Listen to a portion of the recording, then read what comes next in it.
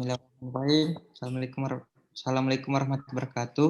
Perkenalkan kami dari kelompok 5, kelas Pancasila 826 FKGC 2019.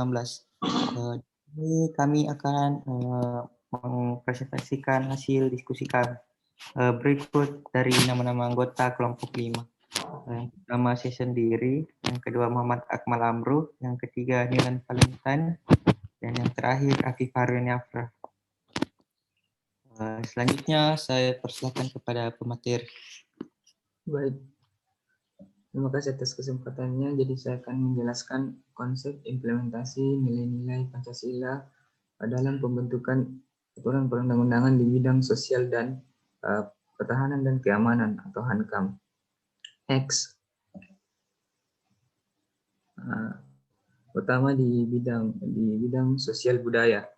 Dalam pengembangan aspek sosial budaya hendaknya didasarkan atas sistem nilai yang sesuai dengan nilai-nilai budaya yang dimiliki bangsa Indonesia sebagai dasar nilai, yaitu nilai-nilai Pancasila itu sendiri. Terutama dalam rangka bangsa Indonesia melakukan reformasi di segala bidang dewasa ini. Oleh karena itu, dalam pengembangan sosial budaya pada masa reformasi dewasa ini kita harus mengangkat nilai-nilai yang dimiliki bangsa Indonesia. Dalam prinsip etika Pancasila pada hakikatnya bersifat humanistik. Artinya nilai-nilai Pancasila mendasar pada nilai yang bersumber pada harkat dan martabat manusia sebagai makhluk yang berbudaya. Kebudayaan dalam arti luas adalah keseluruhan ide, aktivitas, dan hasil karya manusia yang tidak berakar pada naluri, yang menjadi milik bersama untuk menciptakan kemudahan hidup diwariskan melalui proses sosialisasi dan transformasi. Sosial budaya merupakan salah satu bidang kehidupan manusia dalam mengembangkan kebudayaan dalam hidup bermasyarakat, berbangsa, dan bernegara yang berkaitan dengan pemenuhan hajat hidup manusia, khususnya dalam memenuhi kepuasan batiniah, material, dan sosial. Dan yang kedua, pertahanan dan keamanan atau HANKAM.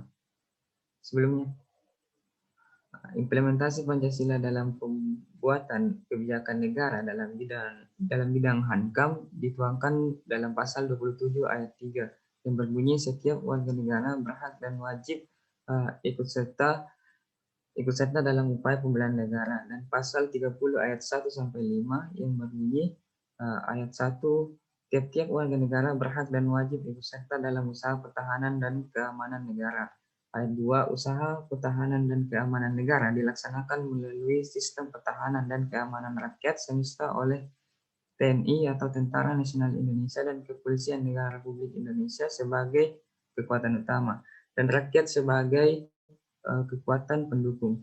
Ayat 3, Tentara Nasional Indonesia terdiri atas Angkatan Darat, Angkatan Laut, dan Angkatan Udara sebagai alat negara yang bertugas mempertahankan, melindungi, dan memelihara keutuhan dan kedaulatan negara. Ayat 4, Kepolisian Negara Republik Indonesia sebagai alat negara yang menjaga keamanan dan ketertiban masyarakat, bertugas melindungi, mengayomi, melayani masyarakat, serta menegakkan hukum. Kemudian ayat kelima, susunan dan kedudukan Tentara Nasional Indonesia, Kepolisian Negara Republik Indonesia, hubungan kewenangan Tentara Nasional Indonesia dan Kepolisian Negara Republik Indonesia di dalam menjalankan tugasnya, syarat keikutsertaan warga negara dalam usaha pertahanan dan keamanan diatur dengan undang-undang. Nah, pasal-pasal tersebut merupakan penjabaran dari pokok pikiran persatuan yang merupakan pancaran dari sila ketiga Pancasila, yaitu Persatuan Indonesia. Persatuan Indonesia. Pokok pikiran ini adalah landasan bagi pembangunan bidang pertahanan keamanan nasional. Implementasi Pancasila dalam pembuatan kebijakan negara pada bidang HANKAM harus diawali dengan kesadaran bahwa Indonesia adalah negara hukum. HANKAM negara harus diatur dan dikembangkan menurut dasar kemanusiaan. Pada HANKAM, upaya pertahanan dapat digambarkan sebagai upaya menghadapi tantangan dari luar atau eksternal yang mana terutama menjadi tanggung jawab TNI, sedangkan upaya keamanan dapat digambarkan sebagai upaya menghadapi tantangan dari dalam atau internal, yang mana terutama menjadi tanggung jawab Polri. Meskipun upaya penegakan HANKAM menjadi tanggung jawab utama dari TNI dan Polri, tentulah tetap memerlukan dukungan dan bantuan dari seluruh masyarakat Indonesia dalam menjalankannya. Mungkin itu saya kembalikan ke moderator. Ya, terima kasih dari Saudara Akmal. Mungkin selanjutnya saya persilakan kepada pemateri selanjutnya. Terima kasih atas kesempatannya. Sekarang saya akan membawakan materi mengenai realita implementasi nilai-nilai Pancasila dalam pembentukan aturan perundang-undangan di bidang sosial, budaya, dan HANKAM. Next.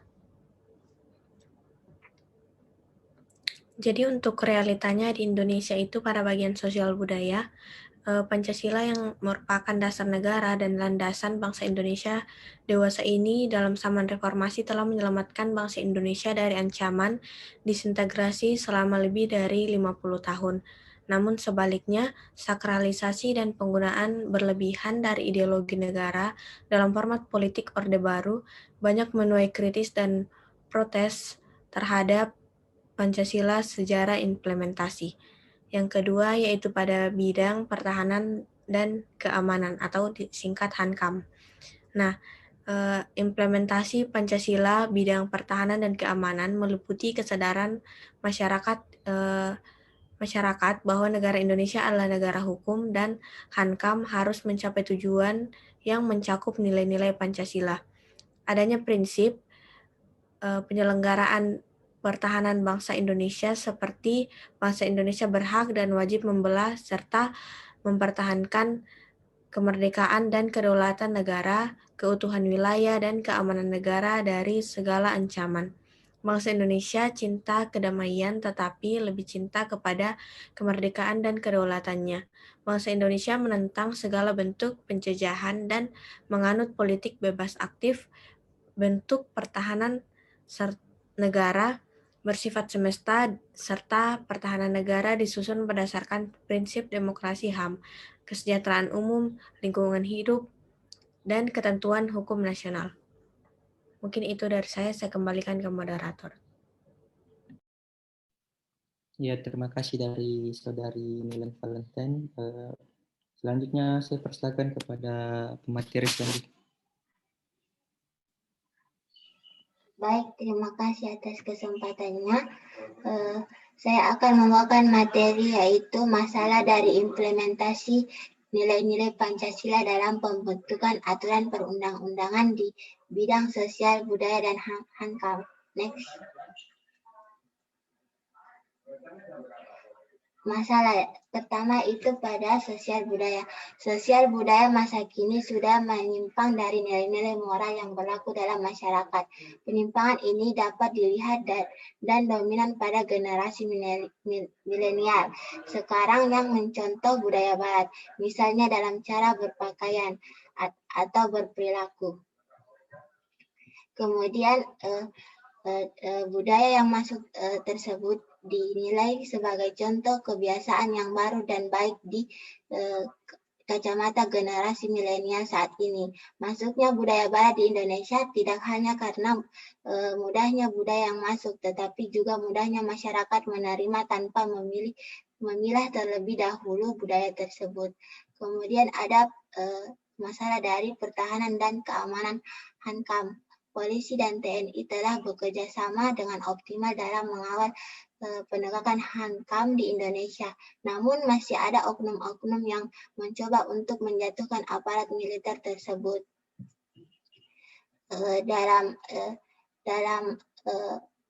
Dalam pertahanan HANKAM tersebut, polisi dan TNI bekerja sama.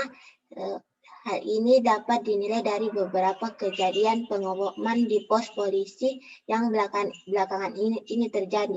Namun kejadian ini tidak membuat aparat militer menjadi takut. Mereka tetap bersatu dalam mempertahankan keamanan di Indonesia. Baik, saya kembalikan ke moderator. Terima kasih. Ya, terima kasih dari Saudari Raffi Pariana Afra. Baiklah, selanjutnya itu solusi dari masalah implementasi nilai-nilai Pancasila dalam pembentukan aturan perundang-undangan di bidang sosial budaya dan sosial hankam. Jadi di sini bisa kita lihat solusi yang terbagi menjadi dua untuk yang sosial budaya dan pertahanan dan keamanan, yaitu hankam. Adapun di sosial budaya dijelaskan bahwa adapun beberapa tindakan antisipasi yang perlu dilakukan terhadap pengaruh budaya asing yang sifatnya negatif, di antaranya yang pertama dia bersikap kritis dan teliti. Sebagai penerus bangsa kita harus bersikap kritis dan teliti terhadap hal-hal yang didatangkan dari luar. Bagaimana kita melihat apakah hal ini bisa membawa dampak baik atau buruk bagi diri kita. Bersikaplah kritis terhadap sesuatu yang baru, banyak bertanya pada orang-orang yang berkompeten di bidangnya dan teliti apakah inovasi tersebut bisa sesuai dengan iklim Indonesia dan pastikan tidak melanggar norma-norma yang berlaku di Indonesia. Nah, yang kedua itu bahwa di sini disebutkan berilmu pengetahuan yang khas, berilmu pengetahuan yang luas. Sebelumnya budaya asing itu masuk, sebaiknya kita telah mengetahui apa inovasi-inovasi yang masuk itu secara jelas dan rinci.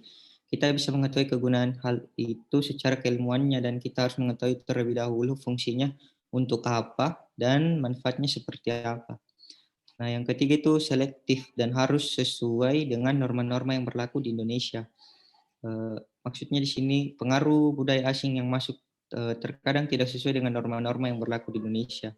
Jika kita menyaksikan film-film luar, mereka menganut gaya hidup yang bebas dan jika diterapkan di sini, biasanya melanggar beberapa norma yang ada di Indonesia. Selanjutnya yaitu tanamkan aku cinta Indonesia. Maksudnya adalah bahwa adat istiadat yang digunakan oleh nenek moyang kita adalah benar adanya dan dapat membawa manfaat yang baik bagi diri kita sendiri untuk masa kini dan ke depannya. Sehingga kita tidak mudah terbawa arus budaya yang membawa kita kepada dampak yang negatif. Nah, selanjutnya di sini bisa kita lihat pertahanan dan keamanan, yaitu hankam. Partisipasi warga negara dalam upaya peningkatan jaminan pertahanan dan keamanan negara dapat dilakukan dengan melakukan cara-cara berikut ini. Yang pertama itu meningkatkan kepercayaan pertahanan dan keamanan negara yang diserahkan ke militer dan Polri. Terus yang kedua itu TNI dan Polri berada sebagai garda terdepan. Namun dalam menghadapi ancaman bentuk baru diperlukan peran aktif seluruh lapisan masyarakat melalui bela negara. Nah, selanjutnya itu memberi dukungan terhadap militer atau Polri dalam upaya meningkatkan pertahanan dan keamanan negara.